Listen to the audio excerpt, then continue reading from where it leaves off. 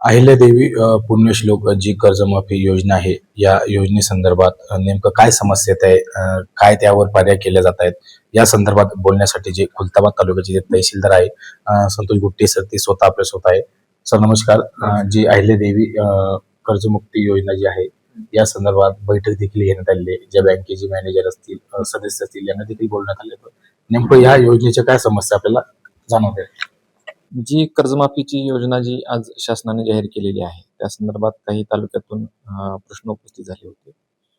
लोकप्रतिनिधीची काही इच्छा पण होती आणि त्या दृष्टीने आज एक चांगली बैठक आमची पार पडलेली आहे. त्यामध्ये सहाय्यक निबंधक, ज्याला आपण एअर ऑफिस म्हणतो, आणि बँक, त्याच्यामध्ये state bank, central bank, bank of Maharashtra, bank of India, ग्रामीण बँक, DCC बँक, या सगळ्या बँकला इन्व्हॉल्व करून आपण एक व्यापक स्वरूपात बैठक घेतलेली आहे.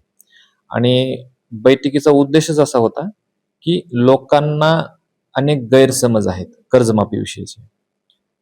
त्यामध्ये जर उदाहरणादाखल आपण सांगायचं ठरलं तर लोकांची पोर्टलवरली रक्कम आणि प्रत्यक्षात अकाउंटवरली रक्कम यामध्ये फरक आहे, किंवा काही लोकांचं फार्मर आय डी नसल्यामुळे त्यांना अडचणी येत आहेत. काहीची फार्मर आय डी आहे परंतु पोर्टलवरून त्यांना KYC होत नाही.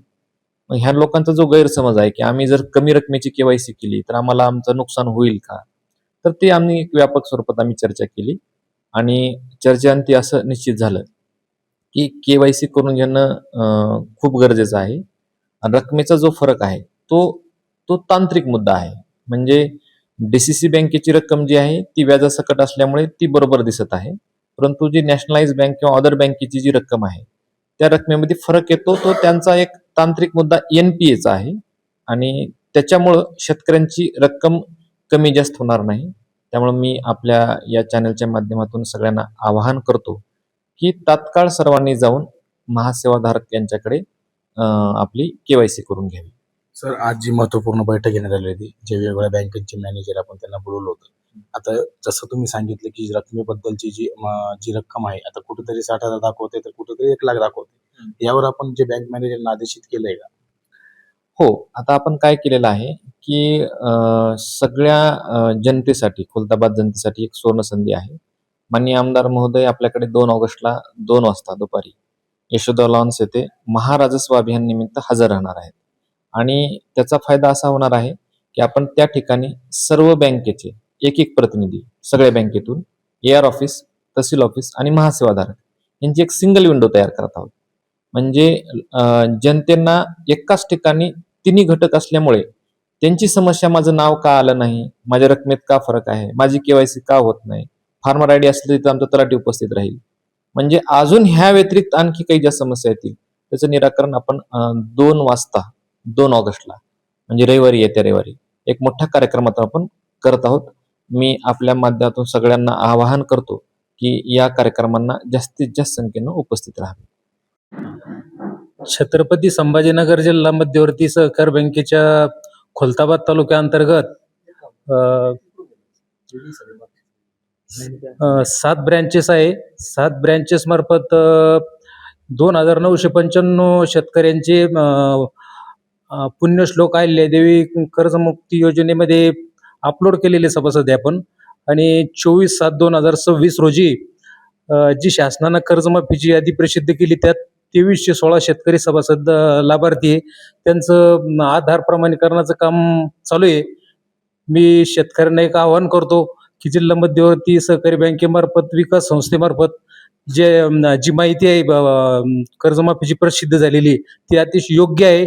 ताबडतोब आधार प्रमाणीकरण करावं असं आवाहन करतो आहे मी. गेल्या 4 दिवसापासून या ठिकाणी महाराष्ट्र शासनाच्या पोर्टलवर कर्जमुक्ती योजनेच्या याद्या जाहीर झाल्या आणि याद्या जाहीर झाल्यानंतर त्या गावोगावी ग्रुपवर गेल्या आणि त्यानंतर त्या याद्या ज्यावेळेस लोकांनी बघितल्या, शेतकऱ्यांनी, तर त्यांच्या असे लक्षात आलं की आपली रक्कम तर आपण उचललेली रक्कम जास्त आहे, पोर्टलवर रक्कम कमी आली. आणि नंतर त्यांनी ज्यावेळेस बँकेत ते आले त्यावेळेस बँकवाल्यांनी त्यांना सांगितलं तुमची रक्कम तर एवढी आहे. त्यामुळे शेतकरी संभ्रमात पडले. त्यांना असं वाटलं का जर 1,00,000 रुपये, मग मी 2,00,000 रुपये जर माझं झालंय बँकेचं कर्ज आणि मला तर 1,00,000 उरले, मग 1,00,000 रुपयाची डिफरन्स अमाऊंटचा काय विषय आहे. म्हणून त्या संदर्भामध्ये मी माननीय आमदार श्री प्रशांतजी बम साहेब यांना फोन केला आणि साहेबांनी सांगितलं तहसीलदार साहेबांना लगेच की सर्व बँक कर्मचारी AR ऑफिस यांची तात्काळ या ठिकाणी आज बैठक घेण्यात आली आणि या बैठकीमध्ये बँकवाल्यांना या ठिकाणी तहसीलदार साहेबांना आदेशित केलं का तुमच्याकडे जी काही रक्कम आहे ती रक्कम तुम्ही या ठिकाणी शेतकऱ्यांना सांगा आणि जी 2 लाख रुपये कर्जमाफी या ठिकाणी झालेली आहे ती संपूर्ण कर्जमाफी या ठिकाणी शेतकऱ्याला मिळणार आहे. वरची जी रक्कम आहे ती शेतकऱ्यांना भरायची आहे अशी या ठिकाणी बँकवाल्यांनी ग्वाही या ठिकाणी तहसीलदार साहेबांना दिली आहे. आणि या संदर्भामध्ये सखोल अशी चर्चा करण्यासाठी 2 ऑगस्ट रोजी यशोदा लॉन्स या ठिकाणी सन्माननीय आमदार प्रशांतजी बमसाहेब, तहसीलदार साहेब, सर्व बँकेचे अधिकारी, कर्मचारी, लोकप्रतिनिधी यांच्या प्रमुख उपस्थितीमध्ये छत्रपती शिवाजी महाराजस्व अभियान या ठिकाणी ठेवलेलं आहे आणि त्या अभियानामध्ये या कर्जमुक्ती योजनेसाठी स्पेशल विंडोची व्यवस्था त्या ठिकाणी केली. आणि सर्व शेतकऱ्यांना मी आजच्या या चॅनलच्या माध्यमातून आवाहन करतो की आपण आपल्या ज्या काही समस्या आहेत कर्जमुक्ती योजनेच्या संदर्भात त्या सर्वांनी लेखी स्वरूपामध्ये या ठिकाणी घेऊन याव्या आणि सर्वांनी या ठिकाणी उपस्थित राहावं ही सर्वांना या ठिकाणी या चॅनलच्या माध्यमातून विनंती करतो. धन्यवाद.